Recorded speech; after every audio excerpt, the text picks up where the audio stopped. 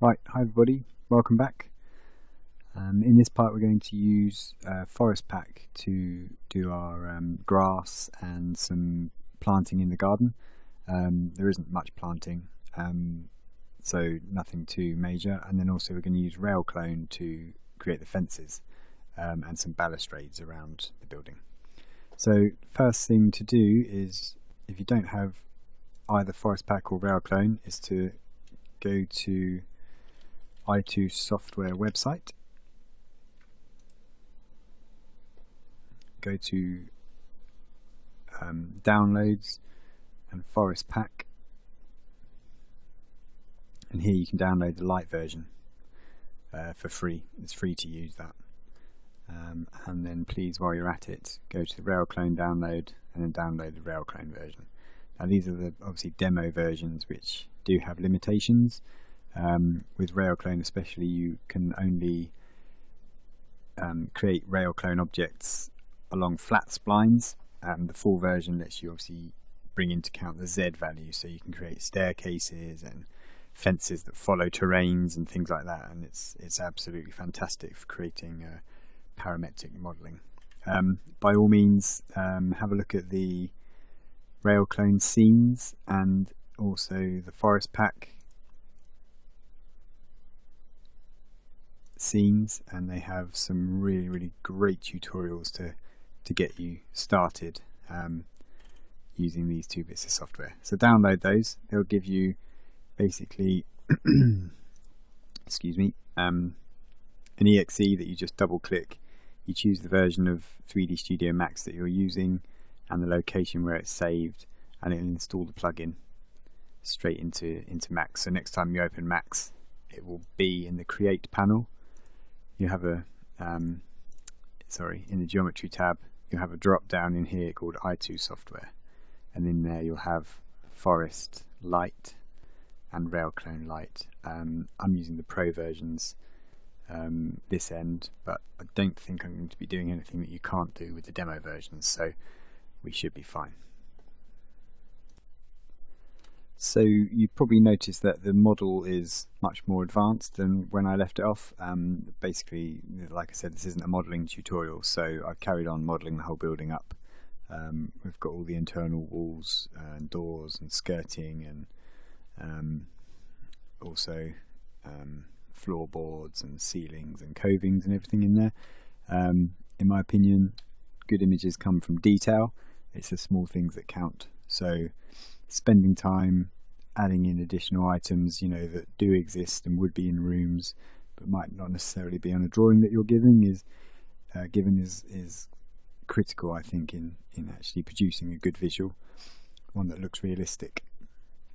So here's our model. So what I'm going to do now is, now we've got the model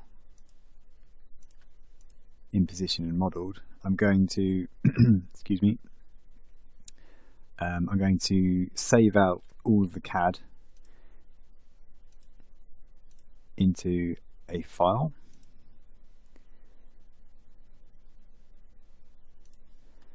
Just going to create an XREFs folder,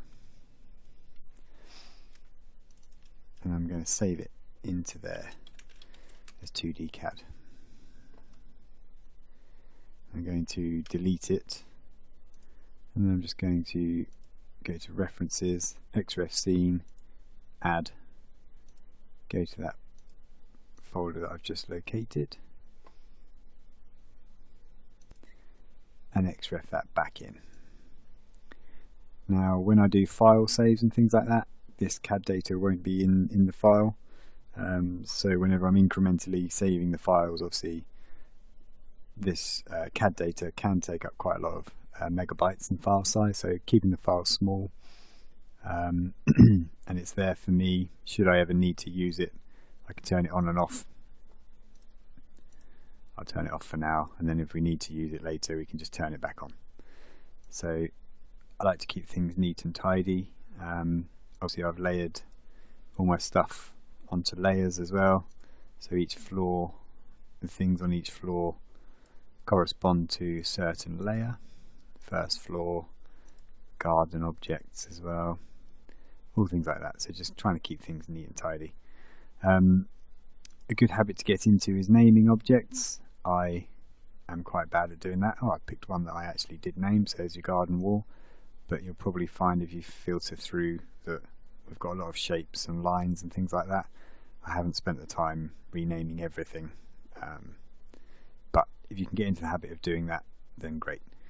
One other tool is if you select a lot of objects, up in tools there's a rename objects, so you can quickly, I'll just do an example. If I type in garden, select all these objects and do tick numbered, hit rename, excuse me. What that does is it renames all the objects and it will incrementally add a number on the end. So it's a quick way of sort of cheating. If you've got a lot of lines that you need to rename and they're all sort of related to something, you can easily rename a whole selection all in one go. So that's quite useful. So I'm not sure if you can undo that, but I shall try. Yeah, you can also undo that, so that's cool. Right, so back to Forest Pack. I'm just going to unhide everything. Hide everything off and just unhide our garden layer. Now everything in this file has a white override on it. So if I just unhide all and just do a really quick render. That's a bit large, sorry. Let's just cancel that.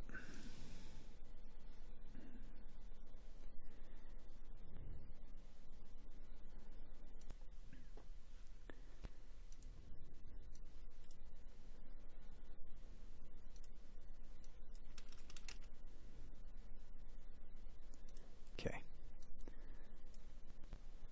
Always keep an eye actually on this messages box. It gives you a lot of really useful information. I'm using the latest version of V-Ray 3.1, V-Ray 3 Service Pack 1. Yeah, it tells you errors and tells you lots of useful information there, so always keep an eye on that, which is good. So there's a basic render with just a V-Ray sky in the background with GI turned on, just some low settings, and as you can see that was pretty quick to render. So that's what the model looks like at the moment. So, sorry, what we're going to do is we're going to unhide the garden there, pick our grass object and just isolate that. We're going to go up here into Forest Pro. Now it does come with a few presets. Obviously if you have a grass model, there are plenty online. If you go to Google and search for 3D grass or even free grass, there are lots of meshes you can use, but just for the purposes of this tutorial, to keep it easy, I'm going to initially start off with the presets there. So you can shift click those, import, and then you click on the object you want to apply the grass to.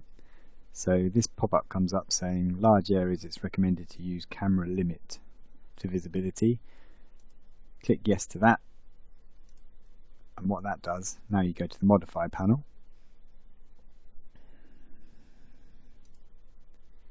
In the display you can limit the amount of objects that are visible in the viewport, so you can put that right down once you're happy with the settings, and the viewport stays nice and fast. You can navigate around it much more quickly. If you display too many objects, then the viewport can obviously slow down quite substantially. So we're going to pick up this and continue it in the next lesson.